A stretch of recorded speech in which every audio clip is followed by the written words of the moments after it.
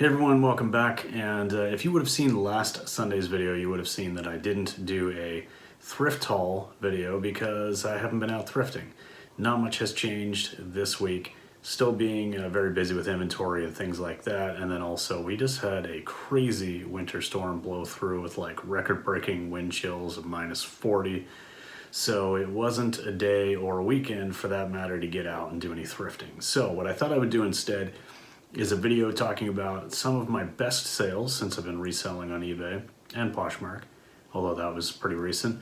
But then also not just my top dollar sales, but some of my like favorite sales. And yeah, for a variety of different reasons. So when I started out, I was definitely focusing mostly on video games. So some of these ones are going to be video game related. I've got a few of them actually that I'll just kind of run through. But some of them are actually like, kind of a cool story. So they were confidence building flips, let's put it that way. So, all right, first up, I'm going to talk about this cool lot, this N64 lot that I bought from a friend a couple of years ago now. And it was the ice blue console and controller, and then also a complete in box jungle green console with the controller, and there was probably about 10 games as well. He only wanted $200 for it. So, okay, I am completely down with that.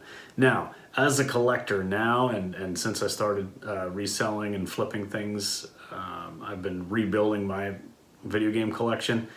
I kind of wish I would have held on to these things, but no regrets, because at the time it was the right move. It was the right idea to sell these things because I made a huge profit, and it really helped me to kickstart some other investments as well. So, okay, so I paid about $200, like I said, and I sold the blue console. Oh, full disclaimer as well, some of these photos are not my photos. I've had to just take some other photos off the internet because my eBay sales are too old that I can't go back and get my actual listing video photos, and I surely don't have these videos still saved in my phone, or photos, sorry, saved in my phone. So these are just random photos, either from somebody else's listing or just off of, whatever result I got off Google. But yeah, in any case, just wanted to point that out. So the blue console and controller, that sold for $340. So right then and there, I've made, more than I paid, got a nice little tidy profit.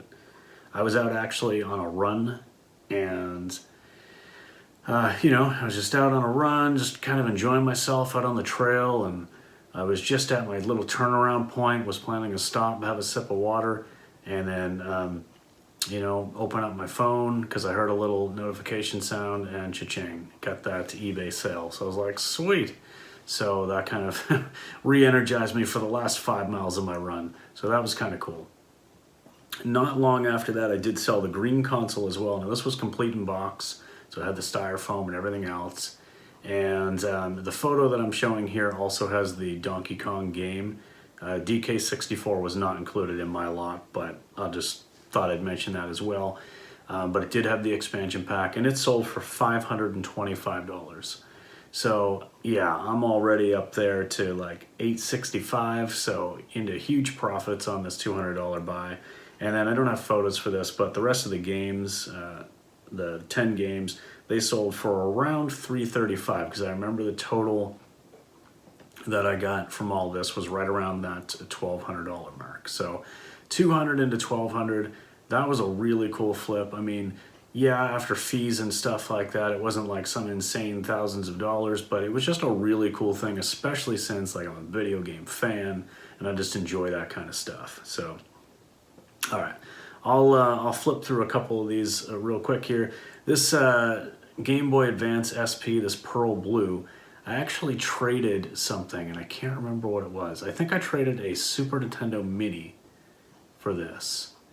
Like one of the classic consoles. I think I had traded that for this and something else. So like my cost on this was very small. Like I want to say it was somewhere around, no, you know what? I remember I bought this now. I bought this online, and it came with a couple of Zelda games, the Oracle of Seasons and Oracle of whatever the other one is.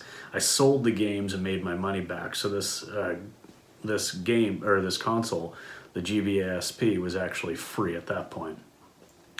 I had purchased an Easy Flash Omega, like a flash cart, so that I could load up all the ROMs and play, you know, any Game Boy games, Game Boy Color, Game Boy Advance games I wanted to.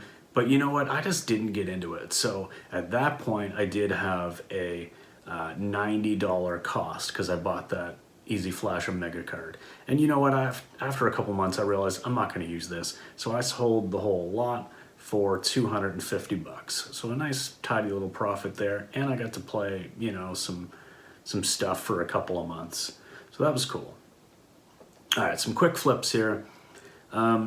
This Def Jam Fight for New York, I walked into a Value Village at opening one day, went right to the video game section, and I walked up and found Def Jam Fight for New York and Def Jam Vendetta for $2 a piece. So, or $2.50 a piece actually, because I had a coupon. I think they were about $3 a piece, but I had my 20% off coupon.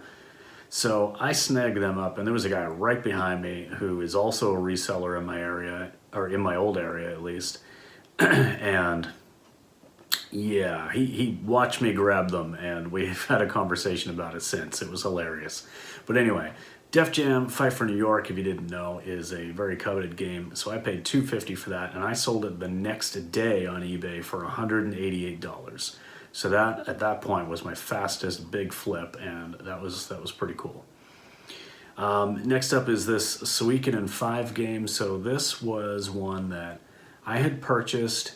It was a very, very scratched disc, and I'd purchased it from a pawn shop in my old town, and I got a pretty good deal on it before it really, really jumped up in price. But then they had a sale on between Christmas and New Year's where video games were 50% off. So I was able to get an upgraded copy of this game. It didn't have the manual, I don't think, but I was able to get an upgraded copy of this game for like $40, which is insane because I was able to sell this older copy for, what did I sell that for? I've got my notes here. Okay, I'll pop it up on the screen. I don't remember what I sold it for, but I think it was $150 or $180. Definitely some good money there, and I still own the game, which is cool. So, you know, got my money back, made a bunch of money, and still own the game. All right, I'll run through these ones. These are some other ones that I sold for friends. This is Obscure for PS2. I sold this for $285. I worked on commission for some of these, so you know, either got some stuff for free out of a lot of things that these people wanted to sell, or just, you know, kept a few dollars, whatever it was. I don't remember all the agreements we had now, but so Obscure went for $285. Haunting Ground, another like survival horror. This was a big hitter. This sold for $450 on eBay. Next up was this Blood Will Tell, another kind of just rare, obscure PS2 game. This one sold for $420. And okay, I'll come back to this next one. All right, so yeah, a lot of video game stuff so far. Let's get into some clothing, because I've started selling clothing, like I talked about here plenty of times. Probably about the last half of last year, I got, you know, really into it. So I was using my gut a little bit. I've done really well on jerseys, so I wanted to show a couple here that I, you know, have done really well with. This Jared Allen jersey, this was, you know, the Kansas City Chiefs, and it's the actual memorial jersey for Lamar Hunt, the owner, I think it was, who had passed away. So that upped its value. I got $70 for that on a $5 buy cost. Next up was this Drew Bledsoe jersey, so a vintage jersey, Patriots jersey for Drew Bledsoe. Again, $5 buy cost in my local thrift store, and I got $75 for that one. Sold this Misfits tee. I wasn't even going to look through the t-shirts, but I thought to myself on this particular day, no, I should just do a quick skim before I go. And I saw this Misfits logo and thought, okay, this is a vintage shirt. This is going to be great. Looked it up, checked out the tag, figured it out that it was in fact vintage. I got $150 for this on a $5 buy cost. So that was cool. And then I sold a couple of shirts for a buddy who actually... So I sold it for a friend whose friend had found these shirts, these brand new vintage shirts in plastic, lying on the side of the road. So he had gone and taken something to the dump or something like that, and was on his way back or about to leave or something, and found a couple of these shirts, new in plastic, on the side of the road. So he's like, hey, what's this? Picks them up. Sure enough, they were big money. So this friend of mine paid like $20 for 3 of them or something like that. And I sold this Punisher one for $275 for him. There was another one as well, and I don't remember what it was, but it didn't go quite as high, but it was still like, over $100. So he did really well. I got a 25% commission on that. So I was very happy to help him out because, hey, that's free money for me. Last clothing one I'll display here was this Aritzia Babaton Parka. So this was my first Aritzia find, my first Babaton find, my first kind of brand that I knew to look out for. And we were out on a day trip to our old town. We were shopping around. We were in Value Village, which is Savers, but in Canada it's called Value Village. And it wasn't going great. Their prices were just kind of stupid. And, found some things, but was feeling a little bit disappointed overall with the trip. And I was like, all right, I'm just going to go look in the coats and things. And sure enough, I found this Aritzia Babaton Oscar Parka, which is a, pretty high-end coat. And I did pay up for it, but I knew that it was going to sell for like $150 to $200. So I paid $35 for it, taxes in, and I sold it a couple of weeks later for $150. So while it's not like the biggest profit or profit margin even of something that I've sold, I really like that one because that kind of kickstarted my winter jacket and gear sort of knowledge and season. Since then, I've sold a ton of winter stuff and I've done really, really well on it. So this was the first one and I wanted to highlight it. Next up, I will show this Christmas stocking. So this was a really cool find in Salvation Army. I paid $2.50 for this. This was a vintage 90s Donatello, the Ninja Turtle stocking, and I sold that for $50 on a $2.50 buy cost. No complaints there. All right, so now let's go into my fastest sale ever. And man, I wish that I could do it over again, but all right. So we have been building our personal VHS collection and DVDs, but VHS, like we have several hundred VHS. We've got, a nice tidy collection going, and we bought just so many in 2022, like just unreal. And on our shelf, we had The Fly. So this was a brand new sealed, I don't think the picture I was able to get for this was of a sealed copy, but this was a brand new sealed, like the CBS Fox watermark, The Fly on VHS. And I'm so glad we didn't open it to watch it because we decided just randomly, I think Jamie decided she would look it up to see if it was worth anything. And we realized that, yeah, this is a several $100 VHS. So okay, guess what? $2 buy cost on VHS probably is what we paid. We probably picked it up at Value Village. I'm going to put that on eBay. We didn't really know exactly, what to price it at. I mean, some of the pricing was all over the place. There were graded copies on there for, $1,500 to $2,000. There were some other copies on there. I listed it at $500. And I thought, you know what, like I'm gonna list it at 500. That can't be too low. But I'm sure I'll get an offer eventually. Within 37 minutes of listing this movie, I got an offer of $350 plus shipping. Now, okay, I got a low offer within 37 minutes. I know some people would have countered there, but I am not countering $350 on a $2 VHS. Like, I don't care. Unless I know that if I listed it at like 1,000 and someone offered me $350, but I listed it at 500 and got $350 offer within 37 minutes, I'm like, you know what, I'm taking it.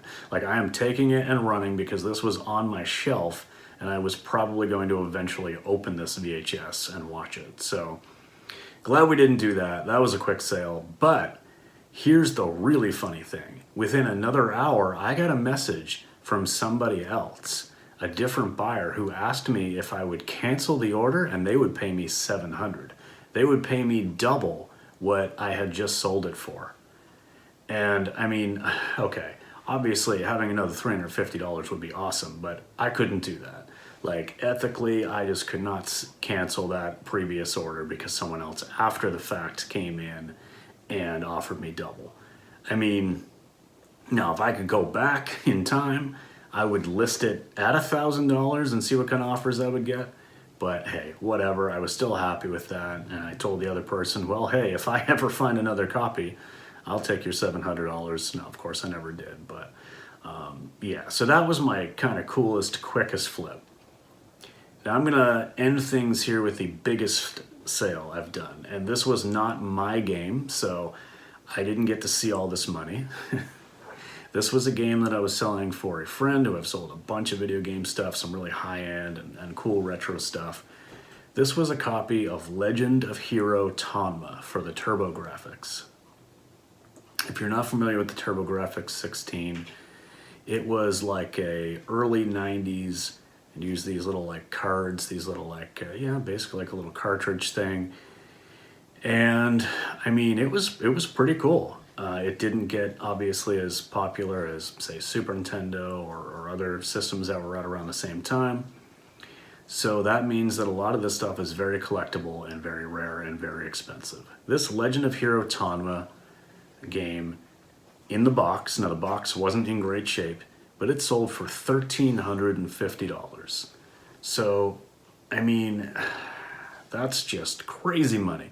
So I wish that I would have had a little bit more of my like old school collection from when I was a kid and had held on to it. I had a lot of stuff, but when I was a teen and in my teens and around 20, I sold a lot of my stuff off so that I could, fund other things and hang out and be a teenager. And well, okay, it's probably okay that happened, but yeah, I never had a TurboGrafx, but I know that I had some really cool old games that are worth hundreds, but nothing like this Hero Tonma game for $1,350. So that is my biggest sale on eBay so far. I don't have as many of these like big hitter sales anymore because I'm mostly focusing on clothing, but sometimes I do still have like some really good flips. I've made some really good sales since I started this channel, where I've turned like a $5 item into, $100, $150. But I'm not going to show any of those clothing sales because they're already on this channel in previous What Sold videos. But yeah, anyway, I just wanted to do something a little bit different today. I wanted to make sure I got a video out. As I was researching for this, it made me think, man, I really got to get back into the video game scene as well. It's harder to source.